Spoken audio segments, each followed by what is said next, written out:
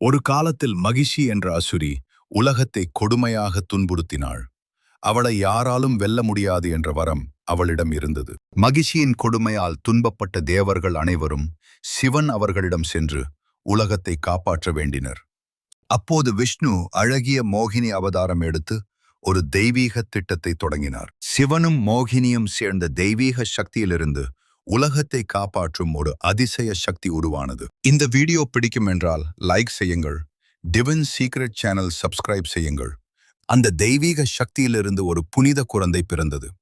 அந்த குழந்தைதான் பின்னர் உலகம் வணங்கும் ஐயப்பன். காட்டில் கிடந்த அந்த தெய்வ குழந்தையை பாண்டாளம் ராஜா கண்டுபிடித்து அரண்மனைக்கு கொண்டு சென்றார். கழுத்தில் மணியுடன் இருந்ததால் அந்த குழந்தைக்கு மணிகண்டன் என்று பெயர் வைத்தனர். பின்னர் வளர்ந்த ஐயப்பன் மகிஷியை வென்று உலகத்தை காப்பாற்றினார். அதனால் இன்று வரை அவர் பக்தர்களால் வணங்கப்படுகிறார்.